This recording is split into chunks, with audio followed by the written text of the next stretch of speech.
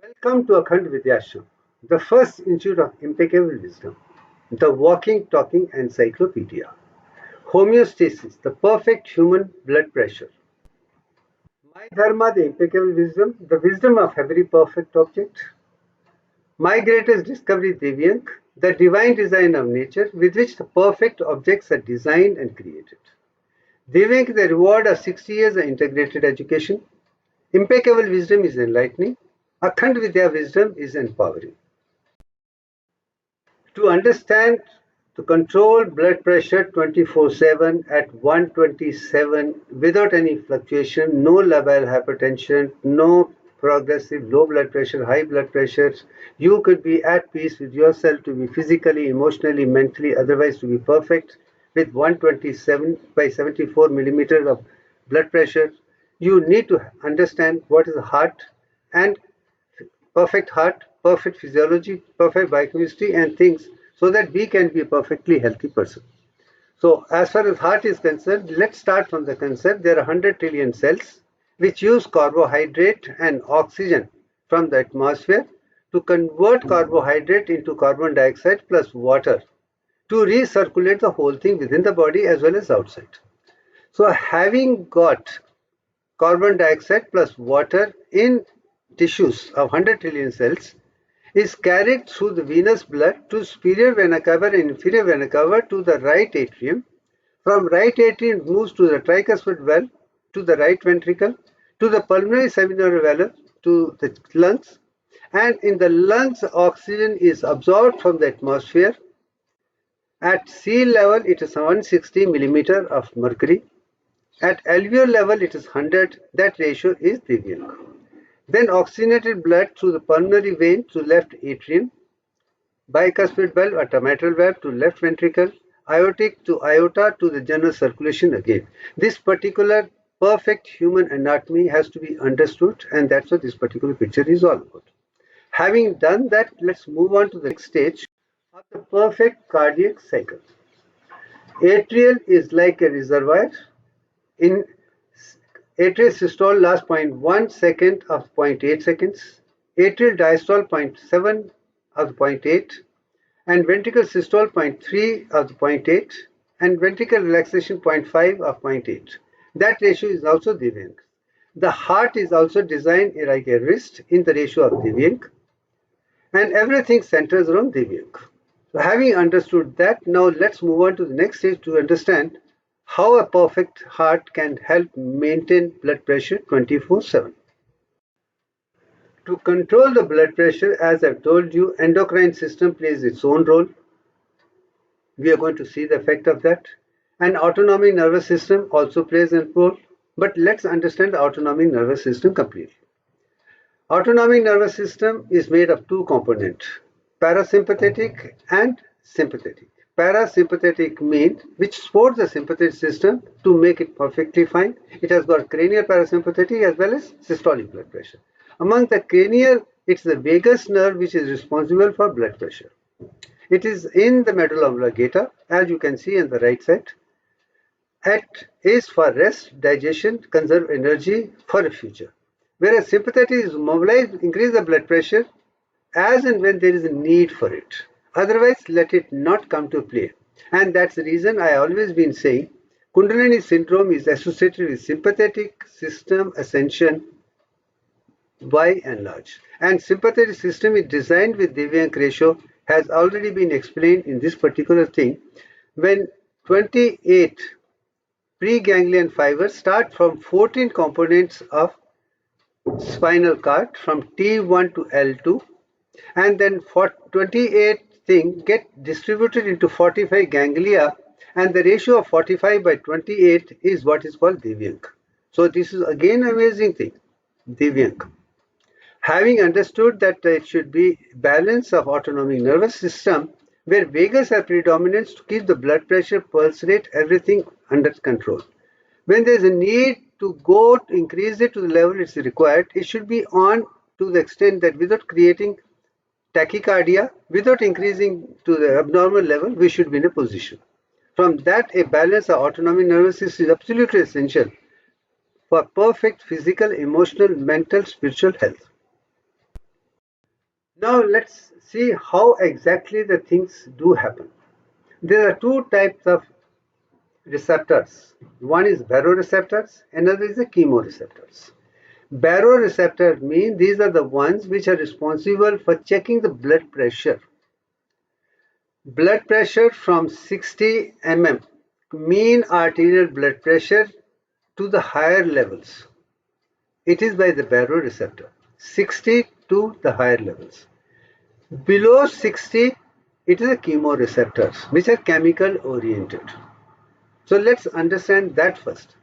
Baroreceptors between 60 plus and chemoreceptor less than 60 millimeter of mean arterial blood pressure. If two distinctions are clear, then you should have no problem.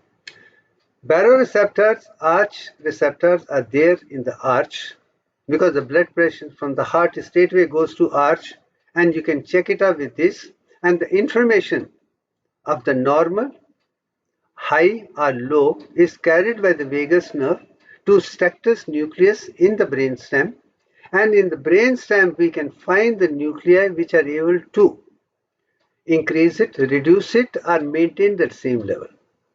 As you can see in the very first picture, you have that brainstem, you have the higher center, lower centers, and middle centers.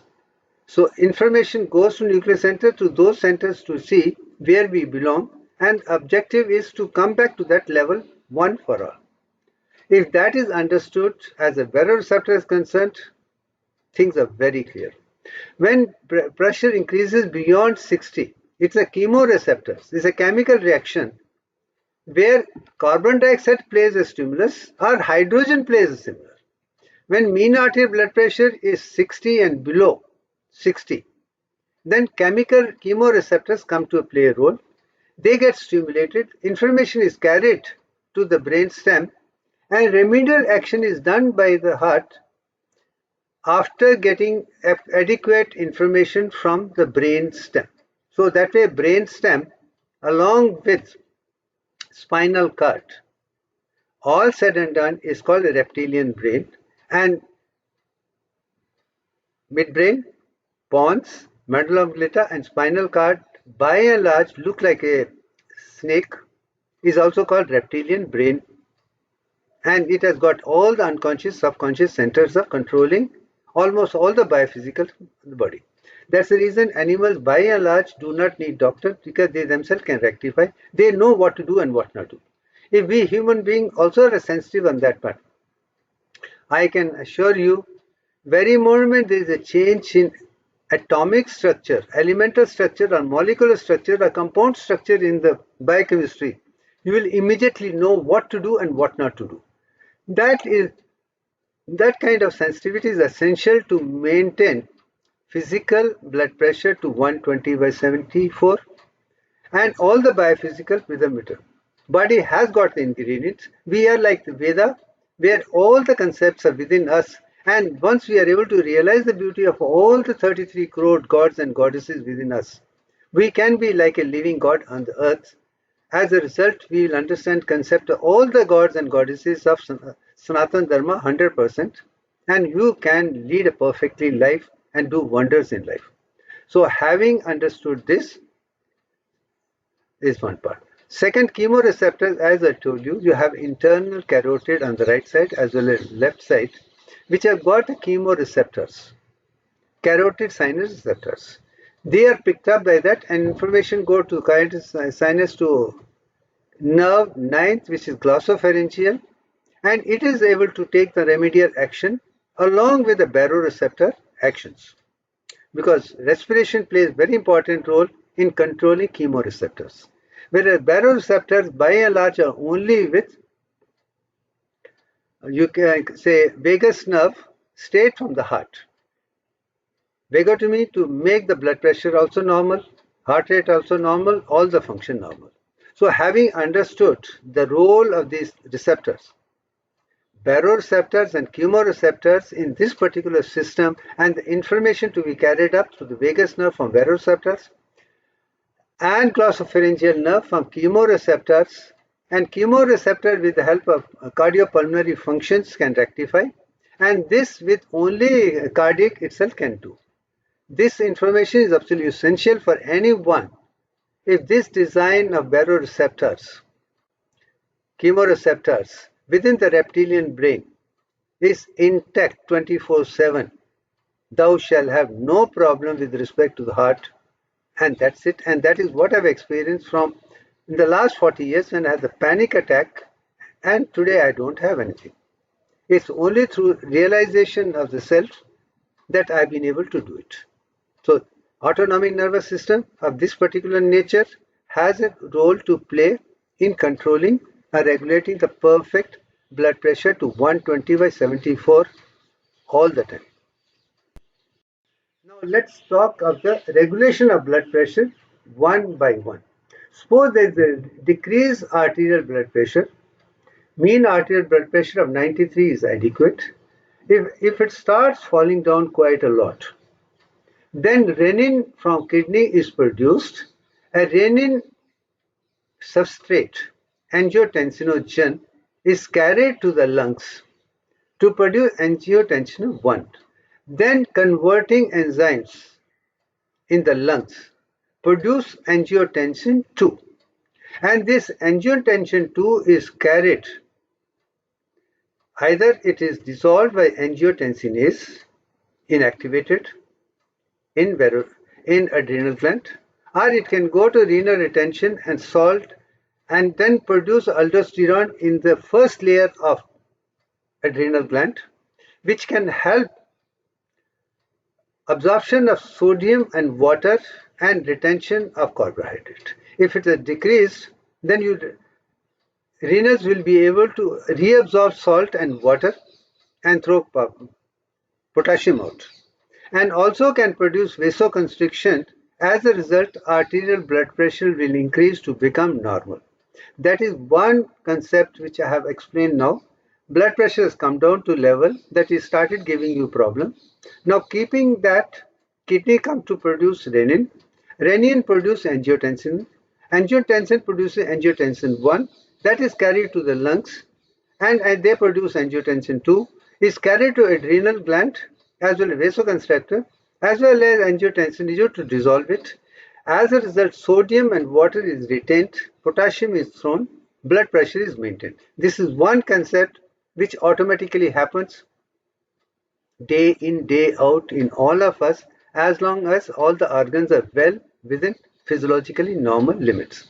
So I think decreased blood pressure, how it increases, what is the role of renin, angiotensin, aldosterone, sodium, water retention is what this is all about. I think if this is understood, you should have no problem whatsoever how to proceed with rectification of low blood pressure to herbs.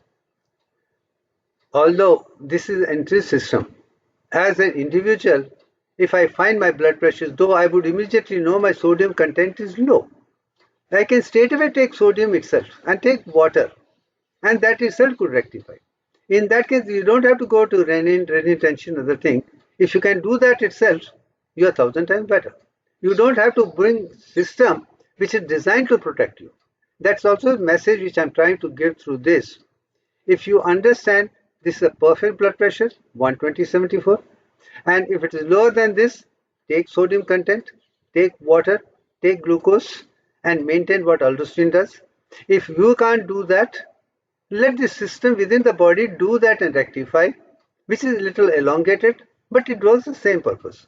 So from that angle, this regulation is absolutely essential, and I think I create very clear how negative feedback mechanism make sure the low blood pressure is maintained to normal blood pressure through this particular mechanism.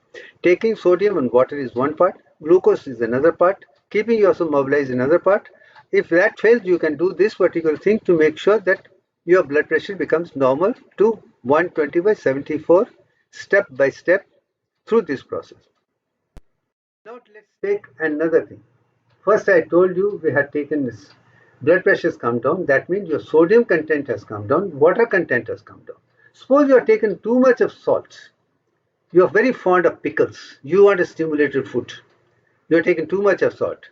As a result, this too much of intake of salt can increase extracellular volume, because along with the salt, you also drink water. Our water gets mobilized into extracellular fluid, increases the volume. That itself will increase the blood pressure high. High blood pressure, high systolic blood pressure is due to increase in blood volume, sodium content, water by and large. Low blood pressure is primarily reduction of salt and water content. This is also something which I want everybody to understand. If you are taking too much of salt, you will drink too much of water, it will increase and blood pressure will increase. Third step I have shown, result will increase arterial blood pressure. Now you need to reduce renin and angiotensin in the process. Decrease and renal retention of water and content is the second thing. Return of extra fluid almost to normal is the next stage, and blood pressure becomes normal to 120/74 by with the help of aldosterone from renal gland itself, the very first layer. I think now that was low, this is high, and it is because the increased salt intake, not with the water alone. So less salt, less water, increased salt, increased water, this could be the process. And in both the case, renal and kidneys would come to play a role along with the lungs. Renin, lungs, angiotensin 1, angiotensin 2, after renin, then aldosterone. 2 absorption is a simple which is very, very clear for everyone to bring blood pressure to normal. First was low to the normal, this is high to the normal. Third thing is increase extracellular fluid volume. That was sodium content. This is water. You have not taken too much of sodium, but you have taken water more than what is required.